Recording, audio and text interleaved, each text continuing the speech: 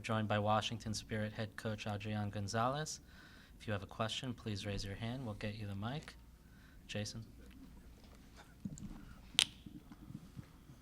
Adrián, thanks for speaking with us. Congrats on the win. You came through and asked us if we were alive in the mix zone a few minutes ago. Have you had time to sort of recover, get yourself together after another abnormal Spirit game? Yeah, I'm trying. Yeah, insane. But to be honest, I think we have to learn from this game because I think we've done a lot of things to get more than 1 point. We had a lot of chances, but you need to end the game. If not, we know in this league with 1-0 is not enough, especially the last 10-15 minutes. A lot of things happen, and you need to be aware. So probably with 2-0 today would have been a different game. And when you are conceding and not scoring, you are playing with fire. And for the future, I think it's going to be a great learning for the team. But honestly, if you see, the whole game, I think we can say that we deserved today to win the game. Kind of speaking of through the second half, there was a lot of frustration from refereeing decisions, a couple breakaways that didn't get converted, a few other things that were just, it seemed like throughout the team there was a little bit of an emotional frustration that was feeding more scoring chances, but also maybe causing some problems. How do you think the group was sort of dealing with the frustration to navigate the second half? Yeah, I agree. I think not just the second half, the first half also too.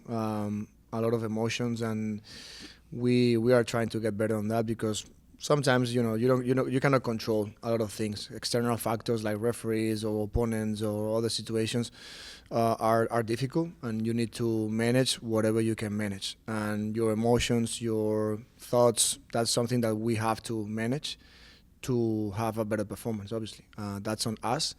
And for example, the first half, I think we were rushing too much, trying to attack super quick. Obviously, we are very dangerous in transitions, but sometimes you need to be a little bit more patient on the ball. Because if not, again, the games are getting so transitional, and that's not what we want during 90 minutes. And second half also with those factors, so obviously it's not easy to manage, but we need to learn because, again, thinking about the future, we need to be able to play under pressure, maybe through adversities, and just trying to control what we can control. Go behind. Buenas tardes, Adrián. Felicitaciones en la victoria. En el partido el equipo tenía varias oportunidades varias chances de gol y de ampliar un poco más la ventaja, pero no pudieron a concretar esas oportunidades en el último toque. ¿A qué se debió esos factores y pudo haber cambiado un poco más el resultado de que vieron hoy? Pues sinceramente no lo sé, porque y si lo supiera que sería maravilloso, pero el otro día, por ejemplo, marcamos 4 goles, hoy nos ha costado un poquito más. En un partido de fútbol hay muchísima complejidad y muchos factores que intervienen. Las mismas jugadoras a veces, pues, por lo que sea, encuentran más facilidad para marcar, otras veces no. Pero creo que lo importante es que seguimos generando ocasiones y sobre todo ocasiones muy claras.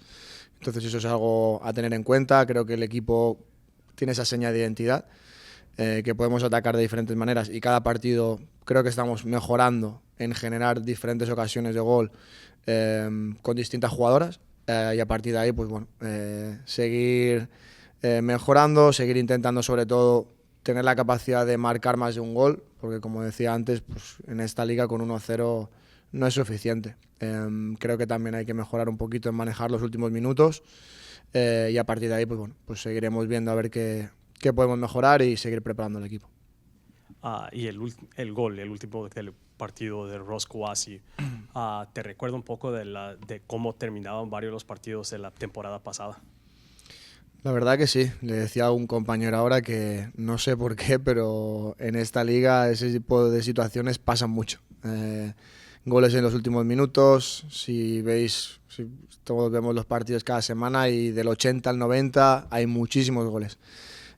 Por ese motivo, ¿no? Al final creo que hay que madurar un poquito más el partido, tener un poquito más de control, sobre todo en que no pasen tantas cosas como hoy, que no sea tan caótico los últimos 10-15 minutos, porque a partir de ahí, pues bueno, puede pasar cualquier cosa. Hoy ha pasado, pues bueno, que hemos podido marcar, otro día a lo mejor no marcas y te vas con un empate que quizá te sabe a poco, o otro día a lo mejor puedes perder un partido por esas cosas. Entonces creo que es un aprendizaje de cara al futuro.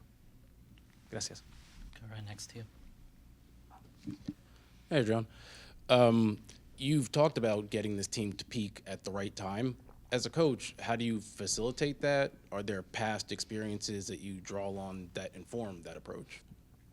Well, knowing that the league is so long, and obviously you are going to go through different peaks, and knowing that also having that break in summer, I think we kind of like reset a little bit what we wanted, trying to get our basic things again, our principles, try to bring as many players as possible.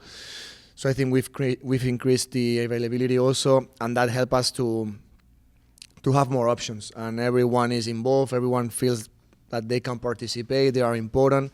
And as a team, getting in this moment with many options, with different players, different lineups, and players that can have also a huge impact in the second half, that's something that I think is powerful. We've been working to achieve that. Obviously, we all know what we want during the training sessions. The game plans are super clear. They are executing in those games plans really good. And right now, it doesn't matter who plays, if that makes sense. And I think, with time, knowing the players a lot, what they need, what they can also bring to the team, and try to optimize those relationships between them, and then it's because of them. They express their talent. We just try to help them to find some solutions during the games, try to put them together, and create that environment where they can express how good they are. We'll go. Adrián, coach, felicitaciones por que ganaste. Gracias. Fue un partido bastante no apto para cardíacos. En el minuto 95, pues vimos a Delfín Cascarino, que ella fue la que marcó este gol. No lo esperábamos porque realmente Washington Spirit es un equipo que estaba muy fuerte y después venimos a marcar ya el último gol en 3 minutos después, en el minuto 98. ¿Qué nos puedes decir sobre este gol y bueno, y también por el gol de la victoria? Pues un poco lo que comentaba tu compañero, ¿no? Creo que es un aprendizaje importante porque al final creo que con todo lo que el equipo ha hecho durante el partido, pues sabía a poco, ¿no? El 1-0 y hay que ir con cuidado porque en esta liga sabemos que cualquier equipo puede marcar. Sobre todo en los últimos 10-15 minutos pasan muchísimas cosas, los partidos se vuelven un poco más locos, hay muchísimas ocasiones y ahí creo que tenemos que controlarlo un poquito mejor. Bueno, sabemos del nivel que tiene Cascarino, evidentemente era una jugadora que teníamos en cuenta para poder defenderla bien. Bueno, han podido empatar. Al final, cuando tú llegas tantas veces a puerta y no finalizas esas situaciones, pues puede pasar lo que ha pasado hoy. Al final es un poco como jugar con fuego, ¿no? Y no finalizar todo lo que estás generando y pues a veces te puedes quemar y hoy nos ha faltado muy poco para quemarnos.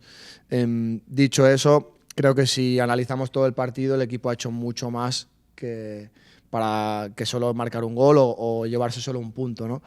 A partir de ahí, pues como siempre, muy orgulloso del equipo porque lo podemos ver, ¿no? Ya el año pasado y este año es un equipo que cree hasta el final, que nunca baja los brazos, que a pesar de que vaya ganando, perdiendo o empatando, siempre empujan hasta el final y bueno, hemos visto muchos goles en los últimos minutos y hoy ha vuelto a pasar.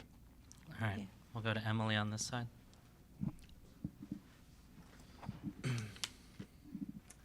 Thank you, Coach. This is a little bit more of a philosophical question because you've been with the team for the last 2 years, but curious your personal perspective. What's more challenging and rewarding from a head coaching position, to be in the driver's seat for the first half of the season like you were last year, or to be in the driver's seat head coaching as you go down the stretch? Wow.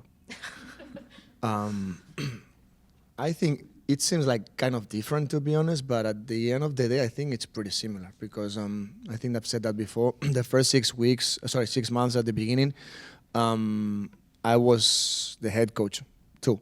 I was leading the team. I was making all the decisions, but it is true that we were building from the beginning, from zero. So it was like a new project. So everything was, ready to be built, if that makes sense. So players at that time, they were super open-minded, just absorbing everything. And in that period of time, I just tried to know them as much as possible, as quick as possible. I remember that we had just maybe 5 weeks, 6 weeks, and then the league started against Seattle, and we didn't have too much time. But in that time, I tried to lead the team, knowing them personally, professionally, and also the staff, and start building, knowing that would be a long process. Right now, obviously, because of the last year and a half, I think I know the players very good, again, both personally and professionally, so that makes everything easier. Obviously, with that break, kind of that reset, I knew from the beginning what we needed, what we have to achieve, to get the result that we are getting now, and try to optimize their performance. So it was easier, but obviously the situation is different because one thing was building the project from the beginning, and now it's like ending the project and try to get the team in that peak, ready for the playoff. Different, but in terms of leading, I think it is quite similar. Thank you. Andre. Hey, Adrián, thanks for speaking with us, and congrats on the win. I have another philosophical question. I like philosophical questions. Wondering about the second half specifically, because that seemed to be when a lot of the frustration was boiling over. There were a lot of little fouls. There were touch fouls called. There were a lot of other little fouls from San Diego. And then, of course, they score. How do you approach as a coach from the sideline, making sure that emotions stay calm enough to where nobody gets a red card or does anything or stays kind of in the game so that you can go ahead and get in positions to win it? That's a good question. Sometimes it's hard, to be honest, because of the noise, so you cannot communicate with players. We talk about that during the halftime, trying to manage a little bit those emotions. Again, because we were maybe rushing too much, and sometimes it wasn't necessary. And I think we work a lot on that with players, being aware about which type of self-talk you are having during the game, which type of thoughts you are having, if those thoughts are bringing you X, Y, Z emotions, and try to recognize those emotions in your body, and also identifying like, hey, is that helping me? Yes, okay, keep doing that. If not, you have to change your thoughts to change your emotions. And obviously because of that, then you are gonna perform in a different way. We know that. But in that second half, I think on the sideline sometimes it's not easy again, but good learning for me also to try to communicate in a different way with players, maybe with my body language. I cannot transmit calm if I'm nervous, if that makes sense. That's something that I need to improve. Because at the end of the day, players, they don't hear you. I mean, they just see you. And you try to communicate with nonverbal communication. Also with the changes, when you have a stop, maybe it's a good time to maybe spread a message. Eye contact sometimes with players, and we try to reduce that frustration because, again, when the game is getting that crazy, it's complicated to be aligned and try to perform good. But we need to keep improving, for sure. Appreciate that answer, and obviously, got the win, so that helped. Wanted to ask about Abby O'Doon again. She's, I guess, on her fourth position that she's played for the team now. You like that, huh? I love it. So I'm wondering about her performance, but then also, we've talked to you a number of times, and you talk about spaces, not positions, and so having a player that is pretty comfortable at a lot of places around the pitch, I'm sure gives you a lot of opportunity to get her on the pitch. Absolutely. Right now, and linking that with that peak performance that we are trying. So we are trying to have, the best right now players in that moment for each game. And obviously during the week, a lot of things happen, and you just need to, find that balance between the profiles that you have, and Deb, I think, is doing a great job. I mean, jumping into the league, being young and working as she's working, playing in different positions, being that humble. Whatever you ask her, she's going to do it. And we know that she can play as a midfielder in 3 positions.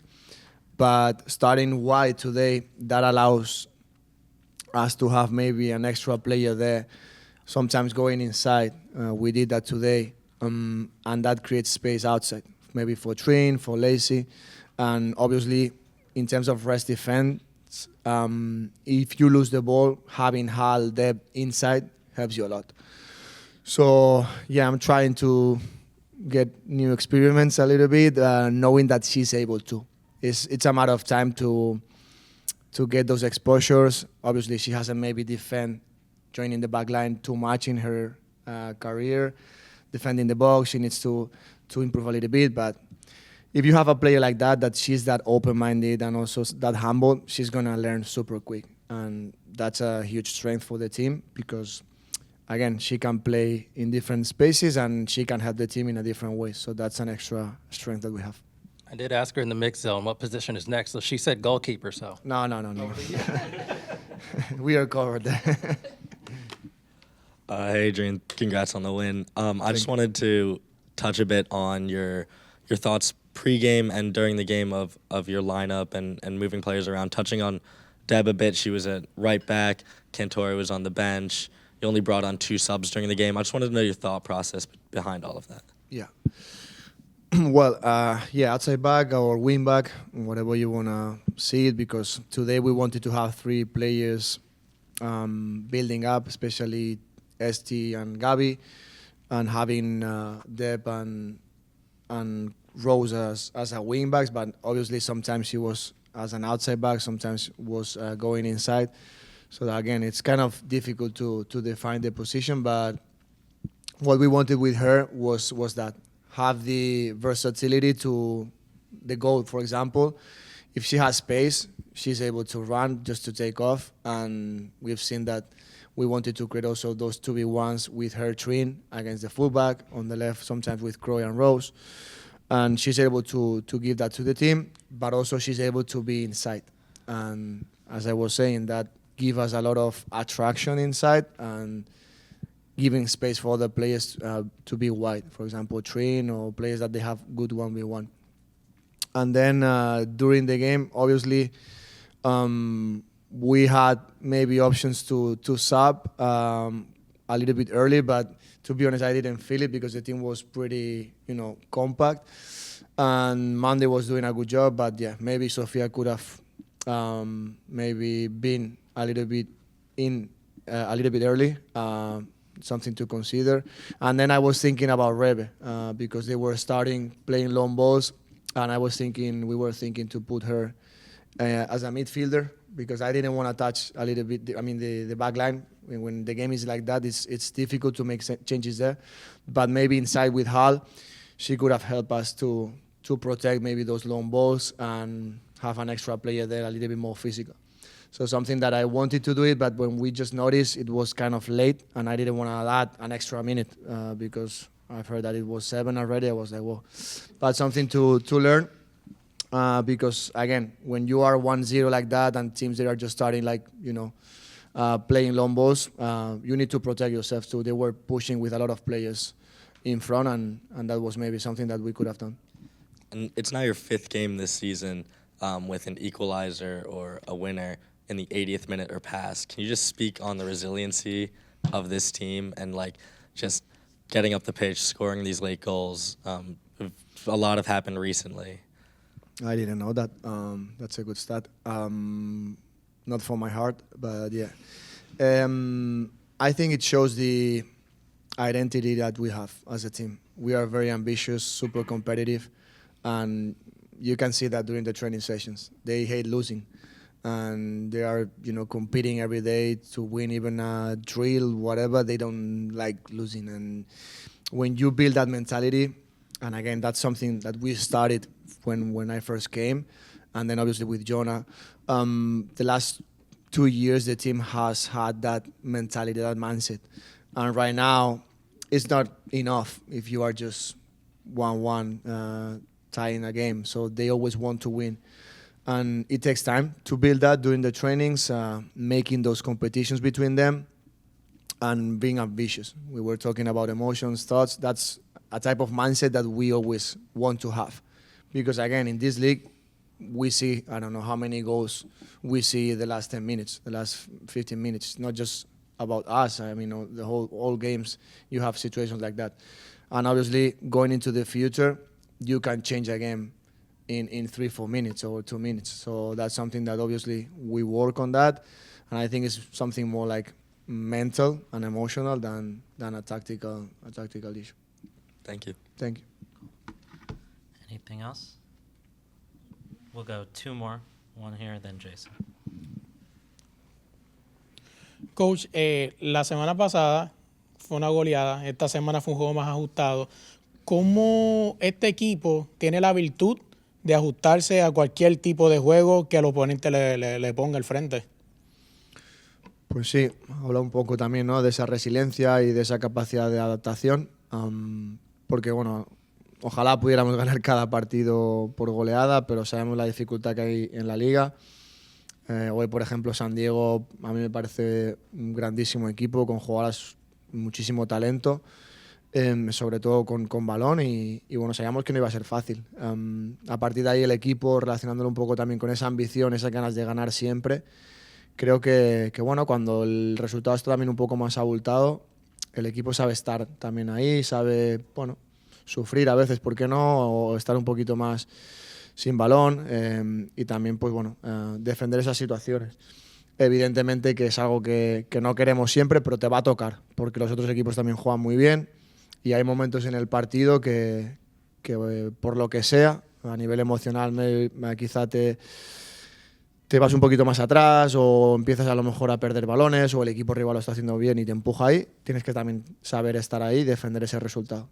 Hoy quizá podíamos haber evitado un poco la situación del 1-1, pero bueno, algo para considerar. Hablas de las emociones y te lo comentaste a un compañero en inglés que van a trabajar en ello. ¿Qué tan importante es trabajar en cuestión de las emociones, camino a los playoffs, sabiendo que los playoffs no hay mañana? Pierdes el partido, te vas para tu casa. Sí, sin duda. No vamos a trabajar ahora a nivel emocional por lo que ha pasado hoy. Venimos trabajando a nivel emocional los 2 últimos años. Es algo que a mí personalmente me apasiona, le doy muchísimo valor e importancia, sobre todo que la jugadora sepa identificar, ¿no?, lo que está pasando. A nivel mental, qué tipo de pensamientos está teniendo, qué tipo de diálogo interno hay, ella consigo misma. Y eso que provoca a nivel emocional. Sabemos que cualquier pensamiento luego viene implícita una emoción y hay a veces que no es tanto por lo que pasa afuera, sino por lo que nosotros mismos nos decimos, ¿no? Entonces, a partir de ahí sí que hay un trabajo detrás de reconocer eso y de gestionarlo, pero evidentemente hay muchísimos factores externos que no puedes controlar y bueno, hoy otra vez el partido se ha vuelto un poco loco y eso hay que gestionarlo, porque como bien dices, en un playoff no vas a tener a lo mejor mucho margen de error y hay que cuidar esos detalles.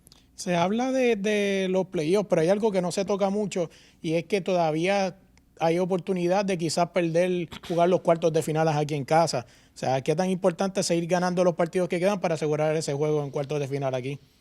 Sí, es el siguiente objetivo. El primero era evidentemente asegurar los playoffs. Ahora queremos pues afianzar esa segunda posición para que el equipo pueda tener otra vez los 2 partidos aquí en casa. Sabemos de la importancia que eso tiene para nosotras, con nuestra afición, que hoy quiero agradecer una vez más el cariño que nos dan, porque hoy era un día para ellos, los teníamos muy presentes y evidentemente pues jugar aquí el playoff en casa es algo que todo el mundo quiere. Last one, Jason. Adrián, I wanted to ask about Rose, not her goals, but from when she arrived last summer to now, whether it's on field or off field, her development. What have you seen out of her that is now, I think it's 7 goals she's scored in all competitions, whereas last year it seemed like it was everything but that. Mm-hmm. What have you seen from her growth in her game, her as a person, anything that jumps out? well, being consistent. She's been struggling a little bit with the goal in the past, but something that we were patient enough with her because I think she's very dangerous on the ball. Super difficult to stop her, and again, I think she has that versatility that she can play on the right, on the left. This season, I was trying to give her exposure also as a 9. We saw that in CONCACAF because, again, sometimes simplifying a little bit, the situations and being closer to the goal. She's super fast, and we were emphasizing a lot those movements behind the back line. And right now, in that position, sometimes as a wing back or wing, she's improving a lot, especially defending. We see her joining the back line. If teams like today, San Diego, they have fullbacks super high, she's able to drop, to defend, and then once you win the ball back, she's able to attack, and that's very difficult to repeat those efforts. Going back and forth, it's so difficult, and she's doing great. I mean, I'm super happy. She had today the opportunity to score the goal, give us that win, and yeah, I think she deserves it because she's training really good and also improving a lot. Thanks, Adri. Thank you, guys.